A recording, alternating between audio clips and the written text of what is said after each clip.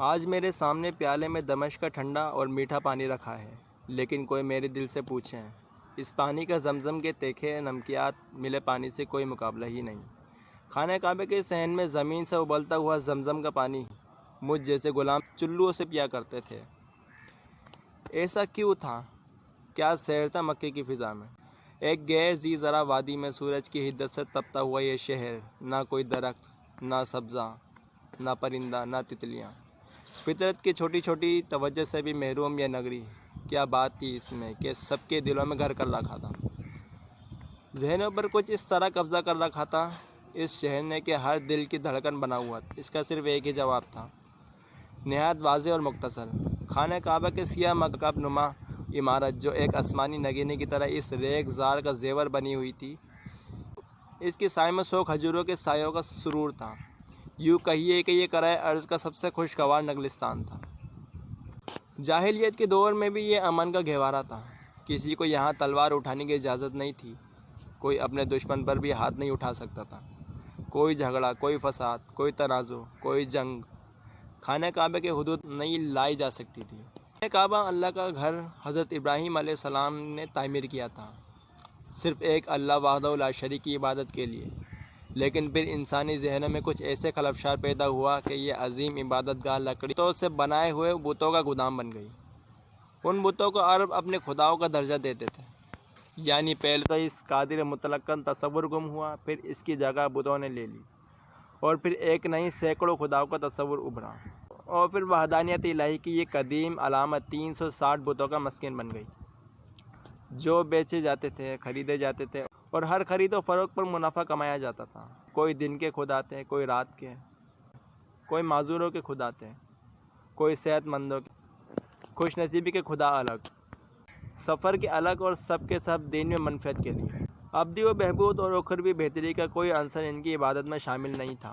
خانہ کعبہ میں آنے جانے والے قافلوں کے پاس صرف نفع کمانے کا تصور تھا، بازاروں اور منڈیوں میں نظر آتا ہے۔ ہر سال ایک خاص مہینے میں عرب کے قبائل میلوں کی مسافت طے کر کے اپنے اپنے خداؤں کے حضور حاضری کے لیے آتے تھے۔ ایک میلہ سا لگ جاتا تھا۔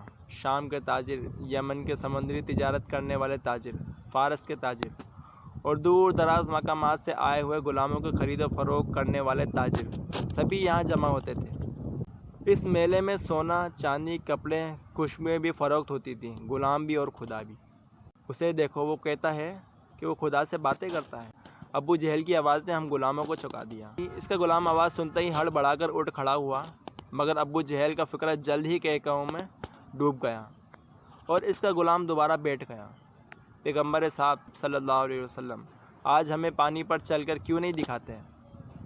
اب کہ میں اٹھ کھڑا ہوا، یہ امیہ کی آواز تھی، میرے بدنصیب آقا کی، جو آج جہنم میں اپنی اس ہرزہ سرائی کا جواب سن رہا ہے۔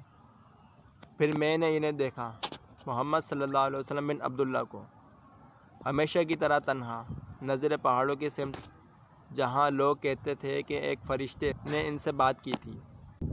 وہ ابو جہل کے تن سے بے نیاز کعبے کے گرد چلتے چلتے نظروں سے اوجھل ہو گئے۔ ادھر تاجروں کی محفل میں ہر چہرے پر ہنسی تھی، ہر شخص اس مذاق میں شریک تھا، صرف ابو سفیان تھا جس کے چہرے پر کوئی مسکراہٹ نہیں تھی۔ ہم غلاموں کے لیے مقدم تو ہمارے آقا تھے، لیکن اپنے آقا کے بعد اگر مکے میں ہم کسی کو قابل اعتنا سمجھتے تھے، وہ ابو سفیان کی شخصیت تھی۔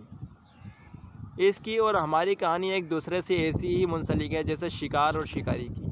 اچانک وہ اٹھ کر کھڑا ہو گیا، محفل میں سنجیدگی لوٹ آئی، اور کہنے لگا، ایک خدا کو ماننے والا خدا کا منکر ہے؟ ہمیشہ کی طرح آج بھی ابو سفیان نے دکھتی رگ پر ہاتھ رکھ دیا تھا، کیونکہ سب سے زیادہ تکلیف کفار کو اسی بات کی تھی کہ وہ ایک اللہ کی عبادت کی دعوت دیتا ہے۔ کفار نے اپنے ضعیف الاعتقاد موقع محل کے لحاظ سے کئی خدا بنا رکھے تھے۔ وحدہ لا شریک کا تصور ان کے دائرے فکر سے باہر تھا۔ ابو سفیان فکر مند تھا، اگر ہم نے اس فتنہ کو ختم نہ کیا تو خدا ہم سے ناراض ہو جائیں گے اور اپنی رحمتیں کسی اور شہر پر نچھاور کرنے لگیں گے۔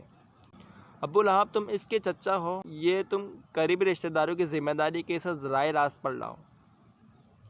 ابو لہب گھبرا گیا۔ اس نے اب تک دانستہ طور پر اپنے آپ کو اس ساری گفتگو سے الگ رکھا تھا اور اس میں شریک نہیں ہونا چاہتا تھا۔ ابو جہل نے خواہ مخواہ اسے بیچ میں گھسیٹ لیا۔ رائے راست پر لاؤں؟ کس کو؟ محمد صلی اللہ علیہ وسلم کو؟ وہ کوئی بچہ ہے، 40 سال کا ہے، اس میں کوئی شک نہیں کہ وہ اس سراسر بدنامی کا باعث ہے، میرے لیے، اپنے خاندان کے لیے، اپنے نسب عالی کے لیے۔ کل اس نے غلام کو اپنا منہ بولا بیٹا بنا لیا۔ پاگل پن ہے، پاگل پن۔